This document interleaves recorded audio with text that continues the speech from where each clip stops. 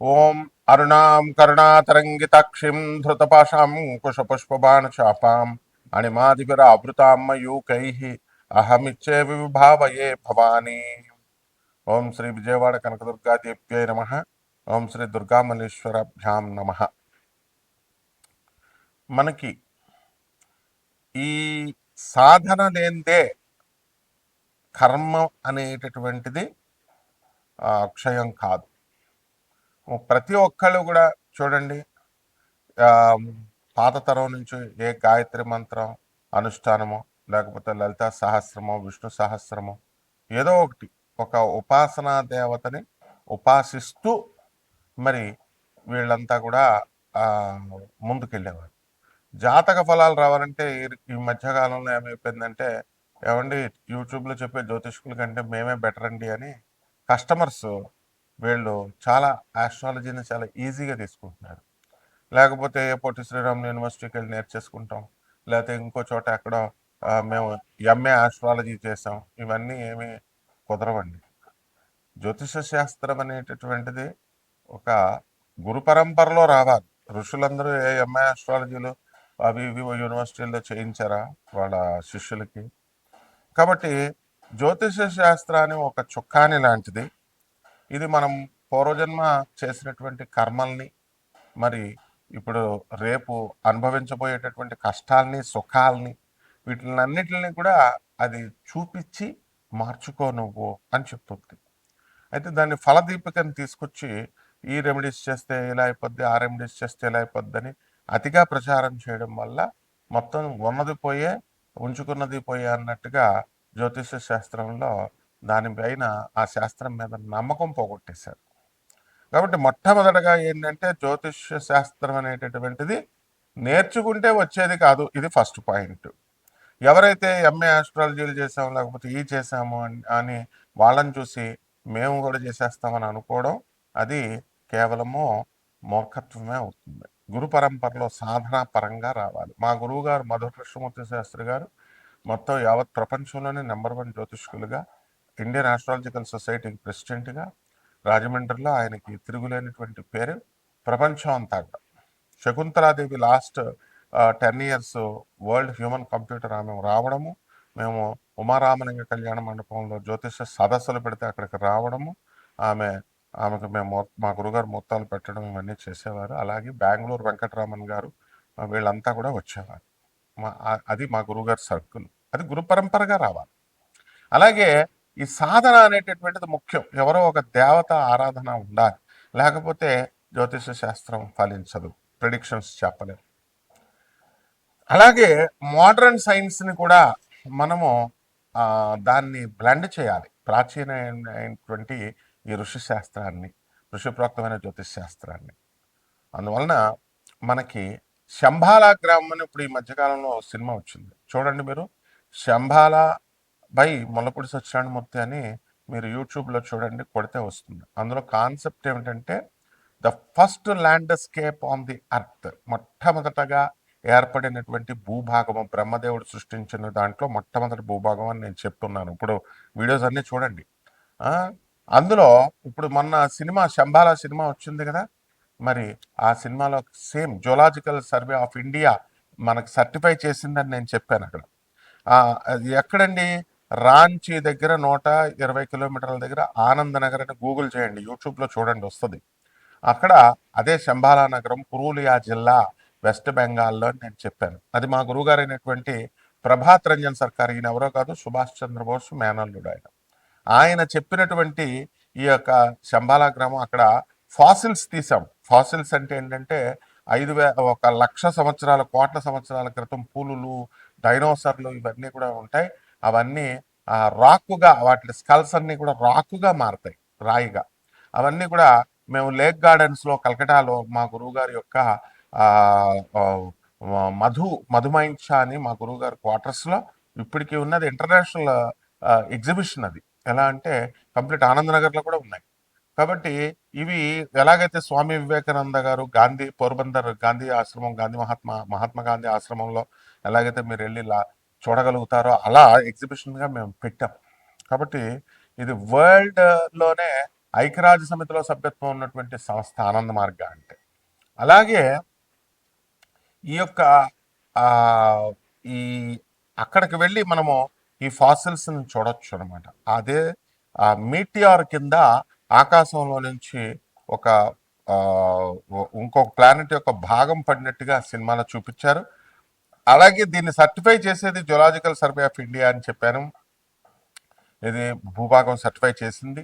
అలాగే national NGRI national geological research సెంటర్లో deputy డైరెక్టర్గా పనిచేస్తున్నటువంటి శ్రీవాత్సవ గారు, ఆర్యన్ అనే శ్రీవాత్సవ గారు, ఆయన మొన్నే రిటైర్ అయ్యారు సార్. సో ఎన్జిఆర్ఐ సర్టిఫైడ్ చేసింది మనం చెప్పాం. అదేవిధంగా ఈ సినిమాలో కూడా జియోలాజికల్ సర్వే ఆఫ్ ఇండియా, అదే మన జియోలాజికల్ సర్వే ఆఫ్ ఇండియా అధికారిని విక్రమ్ని మరి పంపించడం అనేటటువంటిది ఆ స్టోన్ని చూడడం కోసం వెళ్ళడం, రీసెర్చ్ చేయడం చూపించారు సినిమాలో. అదేవిధంగా శంబాలా గ్రామంలో సాధన ఒక సుషుమ్నా నాడి అని చెప్పి వాళ్ళు ఏదో సినిమాటిక్ లాగా తీశారు. అయితే యాక్చువల్గా ఏం చెప్పబడిందంటే ఈ శంబాలా నగరంలో చేసేటటువంటి సాధన 100 రెట్ల కోట్ల రెట్లు ఎక్కువ ఫలితం ఇస్తుంది అని చెప్పారు. రామ రామ రామ అని దాని ముందు ఒక శ్రీ పెట్టేస్తే చాలు, కోట్ల రామ నామాలు జపించినంత ఫలితం వస్తుందని శ్రీరామ రామ రామేతి రమే రామే మనోరమే సహస్రనామ తత్తుల్యం, దానికి సమానము, తత్తుల్యం రామనామ వరాలని చెప్పింది. కాబట్టి శంబాల గ్రామంలో చేసేటటువంటి సాధన వేల రెట్లు కోట్ల రెట్లు అధిక ఫలితం ఇస్తుంది.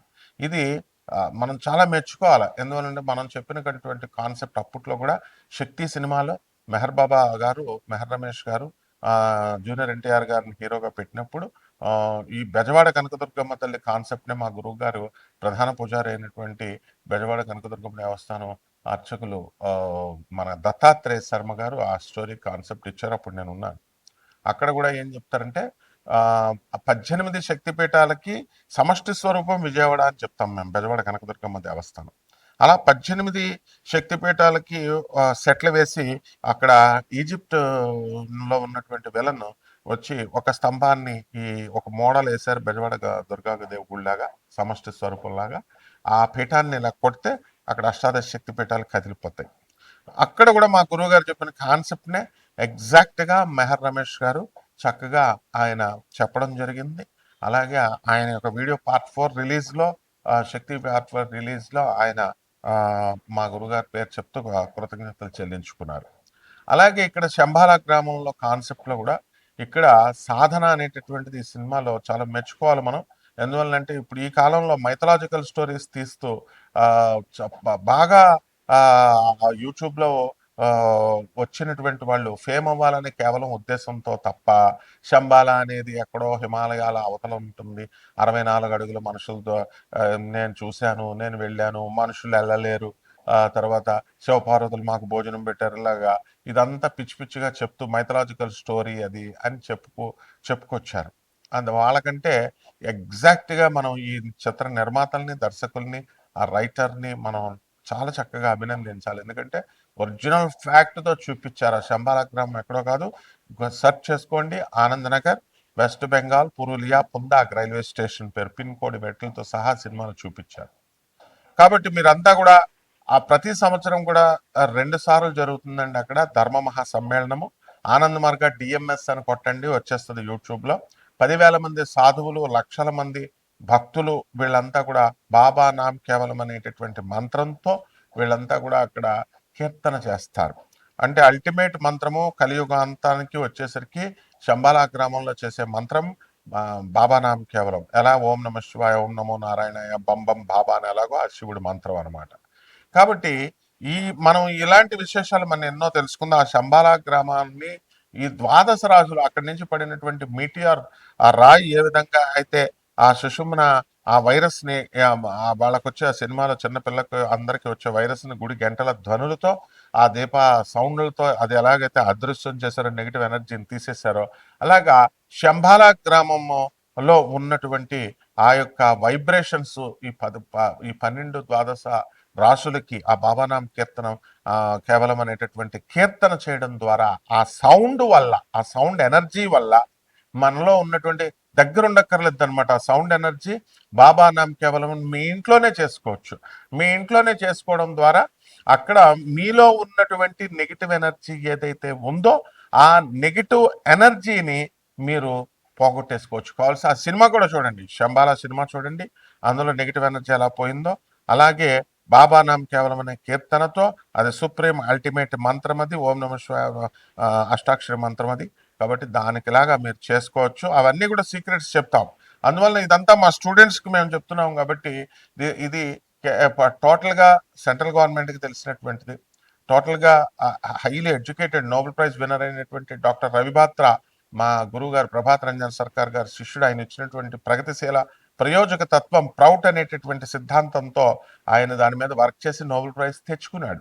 ఇవన్నీ కూడా గూగుల్లో చూసుకోండి. Nobel prize winner doctor Ravi Batra 1993 economics అని ప్రౌట్ అని కొట్టండి, వచ్చేస్తుంది. కాబట్టి ఈ విధంగా మనం ఈ ద్వాదశ రాశుల వారికి అందరికీ కూడా మనకి ఏ విధంగా ప్రభావితం చేస్తే ఒక్కొక్క రాశి వారికి చెప్తాను. కర్కాటక రాశి, ఈ కర్కాటక రాశిలో మన డైరెక్టర్ గారు చాలా మేధావండి. సంబాల డైరెక్టర్ గారు ఆ సినిమా తీసింది ఎంత అద్భుతంగా తీశారు. క్రియేటివిటీకి మారిపోయారు. అందువల్లనే ఈ ఇప్పుడున్నటువంటి వాళ్ళంతా కూడా సాధువులు కాషాయ బట్టలు వేసుకుని యూట్యూబ్లోకి వచ్చి శంబాల గ్రామం హిమాలయాల అవతల ఉంది, ఆ తర్వాత మనుషులు వెళ్ళలేరు, యాస్ట్రల్ ట్రావెల్ చేయాలి, ఏయో చెప్పారు. ఇమాజినేషన్లో ఉన్న సిటీ, ఫోర్త్ డైమెన్షన్లో ఉన్న సిటీ. మరి ఎందుకు తీసాడమ్మా డైరెక్టర్ గారు? మీరంతా ఎందువల్లంటే కర్కాటక రాశిలో పుట్టడం వల్ల తీయగలిగాడు ఆయన. ఆ కర్కాటక మేధావులు అనమాట మీరంతా కూడా. సో ఈ కర్కాటక రాశి వాళ్ళంతా కూడా మనకి అష్టమ రాహు ఉన్నాడు ఇప్పుడు ప్రజెంట్. ఈ అష్టమ రాహు వల్ల మీకు క్రియేటివిటీ అనేటటువంటిది బ్రహ్మాండంగా పెరుగుతుంది. మానసిక అశాంతి ఉంటుంది, మోసాలు చేస్తారు, అవన్నీ ఓకే. కానీ అయితే సైంటిఫిక్గా ఆలోచించడం అనేటటువంటివి చేస్తారు. దానివల్ల శంబాల సినిమాని బ్రహ్మాండంగా తీయగలిగారు. కాబట్టి మీరంతా కూడా ఈ ఈ కర్కాటక రాశి వాళ్ళకి పనులు లేటుగా అవుతున్నప్పటికీ నిరాశపడాల్సినటువంటి అవసరం లేదు. ఆ తర్వాత సక్సెస్ అనేటటువంటిది మీ వెన్నంటే వస్తుంది. మీ పని మీరు చేసుకుంటూ వెళ్ళిపోండి, సక్సెస్ మీకు వస్తుంది. నెంబర్ 1 పొజిషన్లో, నెంబర్ 2 పొజిషన్లో ఇవేం అవసరం లేదు మీకు. అలాగే ప్రేమలు దోమలు ఇవన్నీ మీకు వద్దు. విద్యార్థులంతా కూడా ప్రేమల్లో పడిపోయి వాళ్ళ లైఫ్లను పాడు చేసుకుంటారు. ఇప్పుడు జూన్ 6, 2026 సంవత్సరం వరకు కూడా ఈ కర్కాటక రాశి వారు మరి పోలీస్ స్టేషన్లో కోర్టులో ఎక్కేటటువంటి అవకాశాలు ఉన్నాయి. ఆ తర్వాత మీకు అంతా కూడా బ్రహ్మాండంగా ఉంటుంది. అండ్ బాడీ రావట్లేదని కూరి కోరి తినిపిస్తారు తల్లిదండ్రులు. మరి శంబాలలో పాపం ఆ చిన్న పిల్ల తల్లిదండ్రులు ఇద్దరు చచ్చిపోయిన పిల్లని చూస్తే మీకు జాలి కలగట్లేదా? అనాథలకి సేవ చేయాలి అంటే మరి మా ప్రజల్లో చలనం రావట్లేదు. మనం ఎన్నో సంవత్సరాల నుంచి చెప్తున్నాం. అనాథలకి, సాధువులకి, తర్వాత పేదవారికి, వికలాంగులకి చేయండి రా నాయన అంటే రూపాయి తీయరు మీరు. తర్వాత ఈ యొక్క రాశి వారికి అంతా కూడా కర్కాటక రాశి వారు చక్కగా వర్క్ ఓరియంటెడ్గా ఉంటారు. భార్యాభర్తల మధ్య ఇగోలు వచ్చేసి, ఫైటింగ్లు వచ్చేసి వీళ్ళంతా కూడా కోర్టులకు వెళ్ళిపోయినటువంటి సందర్భాలు ఉన్నాయి. మరి ఇవి ఇంకా సెటిల్ కావు. కేవలం మీరు బాబా నామ్ కేవలం అనేటటువంటి శంబాల మంత్రం, అది కలియుగంలో ఏకైక మంత్రం. ఇప్పుడు కలియుగాంతానికి మంత్రం అది. ఓం నమో నారాయణాయ అనేటటువంటిది మనకి, ఓం నమో వెంకటేశాయ అనేది కలియుగ ప్రభువు శ్రీనివాసుడు. ఆ మంత్రం చేస్తేనే మీకు వస్తుంది. ఏమండి నేను ఓం నమ శివాయ చేస్తాను, ఓం నమో భగవతే వాసుదేవాయ చేస్తానంటే చేసుకోండి, వస్తాయి. కానీ ఈ యుగానికి ఇప్పుడు ప్రైమ్ మినిస్టర్ ఎవరంటే మోడీ అనే చెప్పాలి. ఇప్పుడు 2026 సంవత్సరంలో మన్మోహన్ సింగ్ ఒకప్పుడు చేశాడని చెప్తే కుదురుతుందా? లేకపోతే రేపు రాబోయే తరంలో మనకు ఇంకొకళ్ళు వచ్చేవాళ్ళ పేరు చెప్తే కుదురుతుందా? కుదరదు కదా. అలా కలియుగం అంతా కూడా ఆయన కనుసైగల్లో నడుస్తుంది, కనుసన్నల్లో నడుస్తుంది.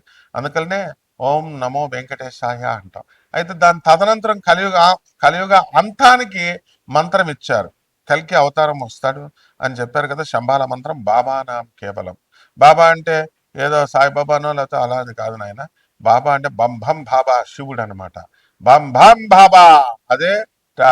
అది చేస్తే కొంచెం ఫలితం వస్తుంది. బాబా నాం కేవలం అంటే సుప్రీం కాన్షియస్నెస్ అన ఆ పదాలు అలా చేశారు. ఇది అర్థం అవ్వాలంటే నోబెల్ ప్రైజ్ తీసుకున్న డాక్టర్ రవిభద్ర గారిని గూగుల్లో చేసి చూస్తే మీకు తెలుస్తుంది. ప్రభాత్ రంజన్ సర్కార్ గారు ఎవరో తెలియాలి. పర్సనల్ కాంటాక్ట్ని ఆయన ఇచ్చి నీతా అంబానీ, ముఖేష్ అంబానీ, సుశీల్ గోయంకా గారు, టాటా, బిర్లా, రతన్ టాటా వీళ్ళంతా కూడా మరి ఇటువంటి గొప్ప గొప్ప వాళ్ళందరూ కూడా ఆనంద్ మార్గ్ శిష్యులు అనమాట. ప్రభాకర్ రంజన్ సర్కార్ గారి శిష్యులు. కాబట్టి ప్రపంచానికే తెలుసు, వాళ్ళు రొనాల్డ్ రేగన్కి తెలుసు, పుతిన్కి తెలుసు, రిషి సునాంక్కి తెలుసు. ఆ స్థాయి అనమాట అయింది. కాబట్టి మిమ్మల్ని కూడా ఆ స్థాయిలోకి తీసుకెళ్ళడం కోసం మీకు ఈ శంబాల మంత్రాన్ని మా చంద్రగుప్త మౌర్య, మా చంద్రమౌళి మరి ఆర్ట్ డైరెక్టర్ అండ్ దత్తాత్రేయ వీళ్ళంతా ఛానల్ ఓనర్స్, వీళ్ళు చక్కగా క్రియేటివ్గా మీకు అందిస్తున్నారు. కాబట్టి మీరు జాగ్రత్తగా జపం చేసుకోండి. ఇక పరిహారాల దగ్గరికి వచ్చేసరికి కర్కాటక రాశికి మరి ఈ యొక్క శనికి చక్కగా శని జపం చేయండి, శని స్తోత్రాలు చదవండి, శనికి కిలోంపావు నల్ల నువ్వుల నల్లని వస్త్రాలు ఇచ్చి పేద బ్రాహ్మణులకి శనివారం నాడు ఉదయం 8 గంటలకు దానం చేసుకోండి. దశ మహావిద్యల్లో ఒకటైనటువంటి మహాకాళి అమ్మవారి యొక్క మంత్ర జపాన్ని చేసుకోండి. రావి చెట్టు చుట్టూ మీరు ప్రదక్షిణాలు చేసుకుంటూ ఓం శనేశ్వరాయ నమః అంటూ చేసుకోండి. హాయిగా నిద్రపడుతుంది, బ్రహ్మాండంగా కష్టాలు పోతాయి. సోఫాలోనే జస్ట్ అలా వాలగానే నిద్ర పట్టేస్తుంది. శుభమస్తు.